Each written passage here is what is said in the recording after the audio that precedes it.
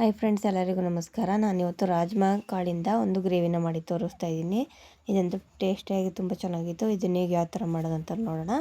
ಮೊದಲು ಒಂದು ಬಾಣಲೆಗೆ 1 ಕಪ್ಪಷ್ಟು ಎಣ್ಣೆ ಹಾಕ್ತಾಯಿದ್ದೀನಿ. ಅಂದರೆ ಒಂದು 3-4 ಟೇಬಲ್ ಸ್ಪೂನಷ್ಟು ಎಣ್ಣೆ. ಅದಕ್ಕೆ ಪಲಾವ್ ಎಲೆ, ಚಕ್ಕೆ, ಲವಂಗ, ಏಲಕ್ಕಿ ಮತ್ತು ಸ್ಟಾರ್ನ ಹಾಕ್ತಾಯಿದ್ದೀನಿ. ಅದ್ರ ಜೊತೆಗೆ ಸಣ್ಣ ಕಟ್ ಮಾಡಿರೋಂಥ 1 ಕಪ್ಪಷ್ಟು ಈರುಳ್ಳಿ ಹಾಕಿ ಚೆನ್ನಾಗಿ ಫ್ರೈ ಮಾಡಬೇಕು. ಈರುಳ್ಳಿ ಎಲ್ಲ ಬ್ರೌನ್ ಕಲರ್ ಬಂದು ಹಸಿ ವಾಸನೆ ಹೋಗೋ ಥರ ಚೆನ್ನಾಗಿ ಫ್ರೈ ಮಾಡ್ಕೊಳ್ಳಿ.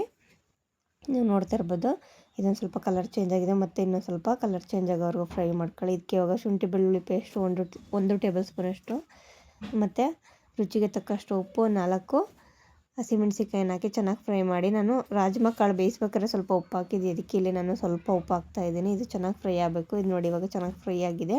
ಇದಕ್ಕೆ ಇವಾಗ ನಾನು ಒಂದು 3 ಟೊಮೊಟೊನ ಕಟ್ ಮಾಡಿ ಹಾಕ್ತಾಯಿದ್ದೀನಿ. ಸಣ್ಣ ಕಟ್ ಮಾಡಾಕಿ, ನೀವು ಇಲ್ಲಾಂದರೆ ಪೇಸ್ಟ್ ಮಾಡಿನೂ ಸುದಾ ಹಾಕ್ಬೋದು, ಅದು ಚೆನ್ನಾಗಿರುತ್ತೆ. ನಾನು ಇವತ್ತು ಕಟ್ ಮಾಡಿ ಹಾಕ್ತಾಯಿದ್ದೀನಿ.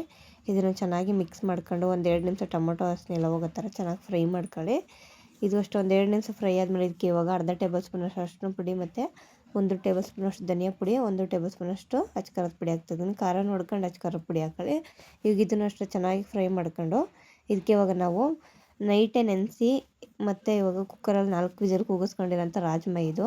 ಇದ್ರ ಜೊತೆಗೆ ನಾನು ಸ್ವಲ್ಪ ಟೀ ಪೌಡರ್ ಮತ್ತು ಚಕ್ಕೆ ಲವಂಗನ ಹಾಕಿ ಬೇಯಿಸ್ಕೊಂಡಿದ್ದೆ. ನೋಡ್ತಾ ಇರ್ಬೋದು, ಇವಾಗ ಇದನ್ನು ಬೇಯಿಸಿ ಎತ್ತಿಟ್ಕೊಂಡಿದ್ದೆ. ಕಾಳೆಲ್ಲ ಚೆನ್ನಾಗಿ ಬೆಂದಿದೆ. ಇವಾಗ ಈ ಗ್ರೇವಿ ಜೊತೆ ಮಿಕ್ಸ್ ಮಾಡ್ಕೊಂಡು ಚೆನ್ನಾಗಿ ಕಲಿಸ್ಕೊಂಡು ಮತ್ತು ಇವಾಗ ಒಂದು ಕುದಿ ಬಡಿಸ್ಕೊಂಡ್ರೆ ಸಾಕು. ಇದು ರಾಜ್ಮಾ ರೆಡಿ ಆಗಿಬಿಡುತ್ತೆ. ರುಚಿ ನೋಡ್ಕೊಂಡು ಉಪ್ಪನ್ನ ಹಾಕೊಳ್ಳಿ. ಇವಾಗ ನೋಡ್ತಾ ಇರ್ಬೋದು, ಇದೆಲ್ಲ ಚೆನ್ನಾಗಿ ರೆಡಿಯಾಗಿದೆ. ಇದಕ್ಕೆ ಇವಾಗ ನಾನು ಕೊತ್ತಂಬರಿ ಸೊಪ್ಪನ್ನ ಆ್ಯಡ್ ಮಾಡ್ತಾಯಿದ್ದೀನಿ. ಕೊತ್ತಂಬರಿ ಸೊಪ್ಪು ಸಣ್ಣ ಕಟ್ ಮಾಡಿ ಹಾಕ್ತಾಯಿದ್ದೀನಿ. ನೀವು ನೋಡ್ತಾ ಇರ್ಬೋದು. ಇವಾಗ ಇದೆಲ್ಲ ಚೆನ್ನಾಗಿ ಮಿಕ್ಸ್ ಮಾಡ್ಕೊಂಡ್ರೆ ಒಂದು ಒಳ್ಳೆ ಗ್ರೇವಿ ರೆಡಿ ಆಗುತ್ತೆ. ಕಾಳೆಲ್ಲ ಫಸ್ಟೇ ಬೇಯಿಸಿ ಹಾಕೊಂಡ್ರೆ ಬೇಗ ಆಗಿಬಿಡುತ್ತೆ. ಇವಾಗ ನಾನು ಇದನ್ನು ಚಪಾತಿ ಜೊತೆ ಸರ್ವ್ ಮಾಡ್ತಾಯಿದ್ದೀನಿ. ನಿಮಗೆ ಈ ಗ್ರೇವಿ ಇಷ್ಟ ಆದರೆ ಪ್ಲೀಸ್ ಲೈಕ್ ಮಾಡಿ, ಶೇರ್ ಮಾಡಿ, ಕಮೆಂಟ್ಸ್ ಮಾಡಿ, ಪ್ಲೀಸ್ ಸಪೋರ್ಟ್ ಮಾಡಿ.